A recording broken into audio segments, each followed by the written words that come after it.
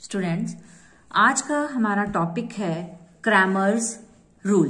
ठीक है, Cramer rules को कहाँ हम यूज करते हैं? इसे हम यूज करते हैं इक्वेशंस को सोल्व करने के लिए, यानी कि solution of equations bye Cramer rule. हमें क्या दिया जाएगा? हमें एक्स और वाई में इक्वेशंस दी जाएंगी। ये इक्वेशंस आपने 10th में भी सोल्व करनी सीखी है, अलग अलग मेथड से, क्रॉस मल्टीप्लीकेशन मेथड से भी आपने सीखी होंगी ये। ठीक है, इसमें हमें क्या करना है, कौन सा मेथड यूज करना है? Cramer rule. तो इसके लिए आपको कुछ पॉइंट माइंड में रखने पड़ेंगे। सबसे पहला पॉइंट क्या है? The equations have unique solution if D is not equal to 0। कोई भी इक्वेशंस आपको जो दी जाएंगी उनका यूनिक सॉल्यूशन कब आएगा? जब डिटर्मिनेंट की वैल्यू 0 के इक्वल नहीं होगी। ठीक है, अब डी हम कैसे फाइंड आउट करते हैं? जो भी एक्स वाई जेड के कोफिशिएंट होंगे वो होता है हमारा डिटर्मिनेंट। अभी एग्जांपल से आपको पता लग जाएगा।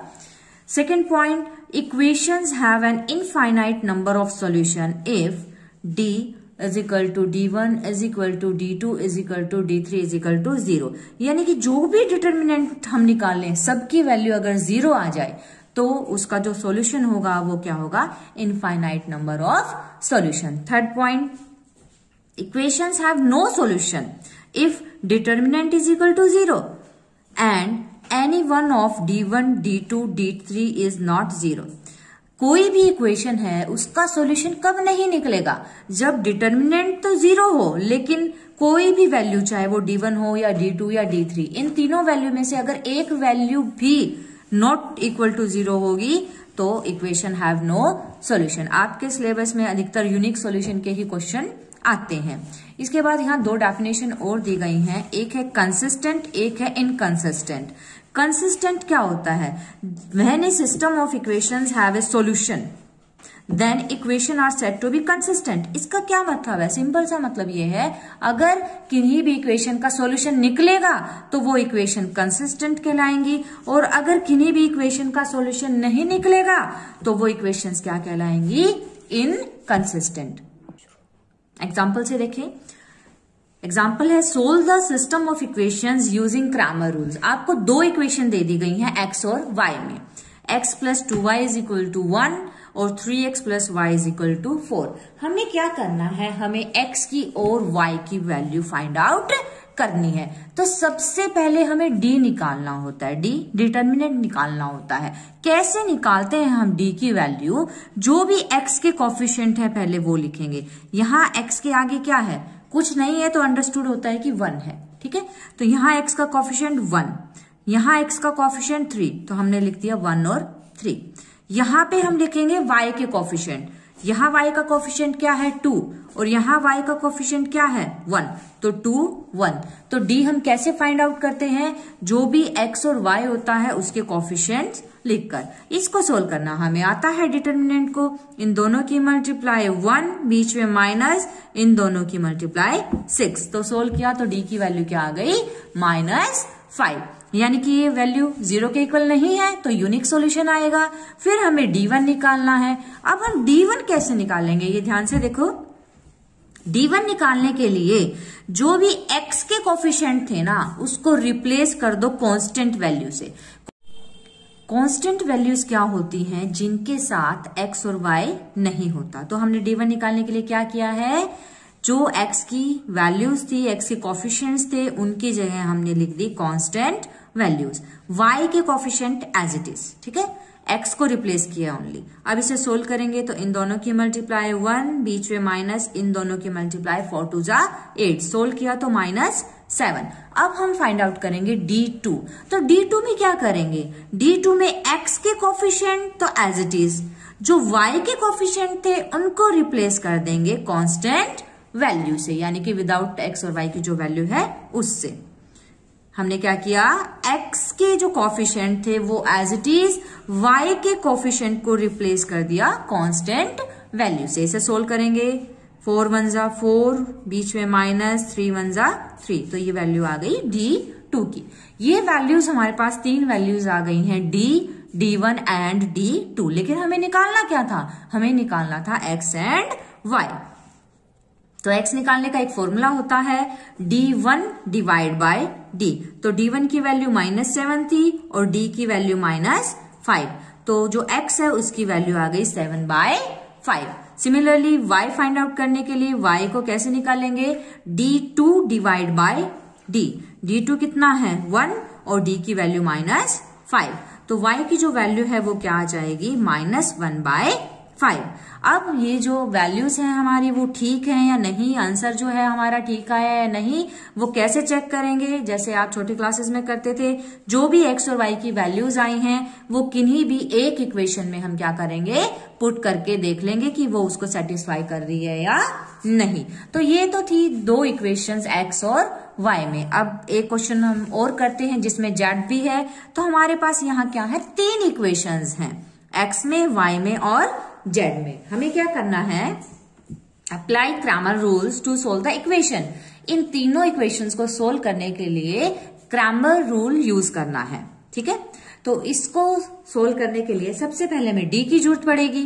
तो d कैसे निकालेंगे, d का मतलब x y z के कोफिशिएंट्स। तो x के कोफिशिएंट्स क्या है, इसके आगे कुछ नहीं है, अंडरस्टूड है, 1 है, यहाँ x कोफिशिएंट 2, यहाँ x का कोफिशिएंट कुछ नहीं है तो 1, यानी कि -1।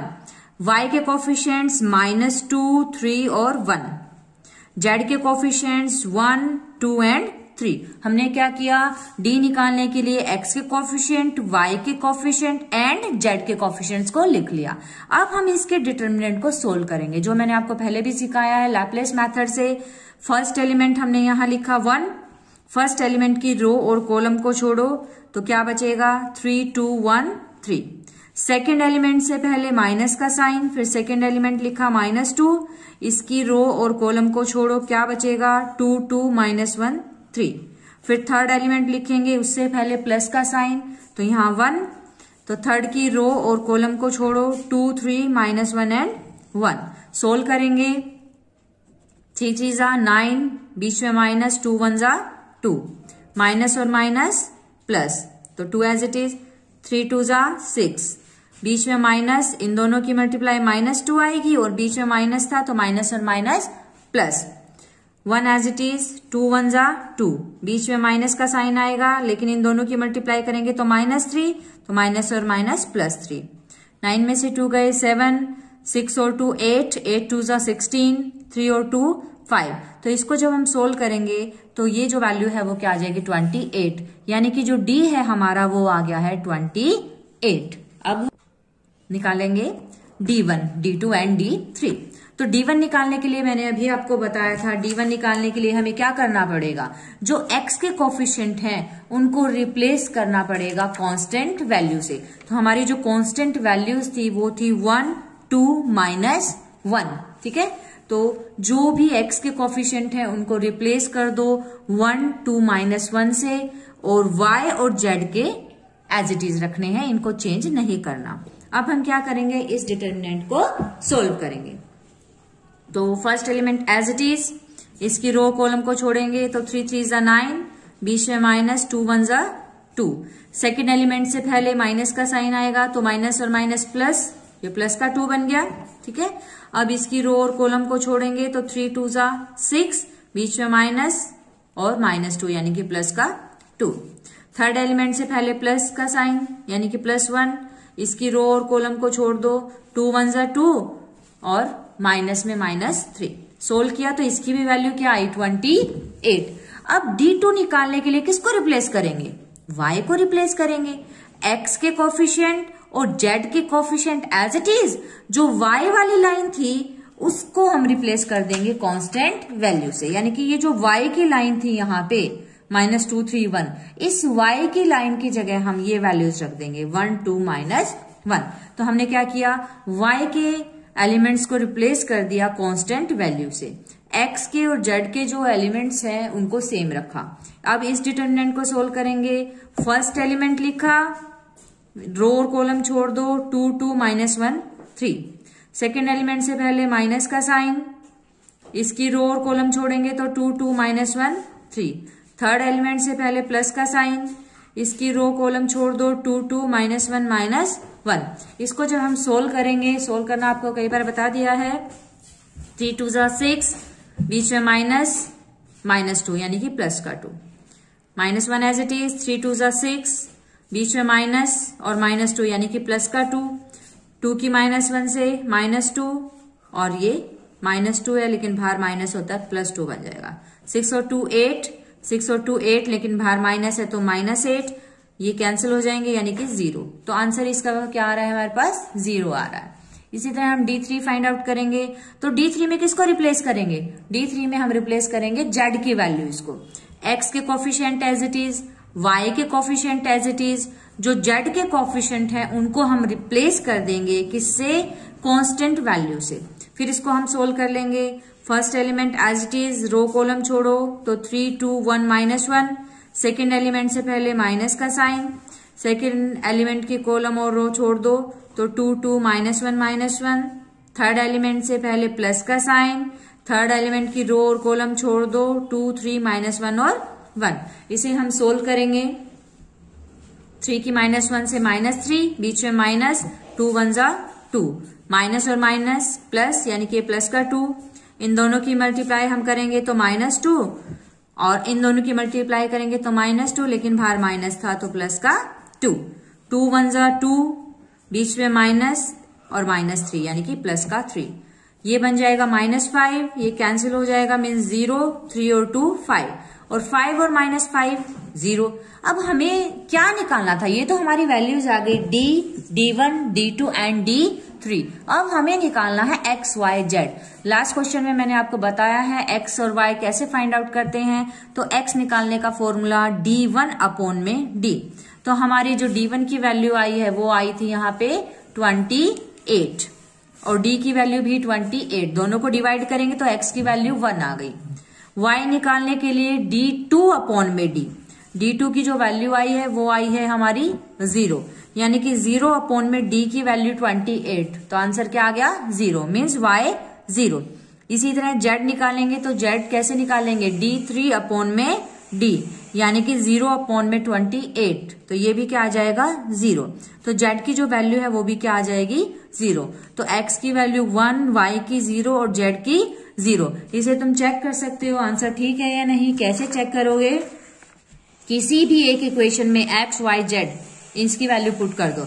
जैसे इस इक्वेशन में अगर हम पुट करते हैं तो Y भी 0 आया है, Z भी 0 आया है और X की वैल्यू 1 आई है, तो 1 = 1। तो यहां से हमें पता लगता है कि हमारा आंसर ठीक है। तो इसी तरह हम X, Y, Z find out कर सकते हैं। ओके।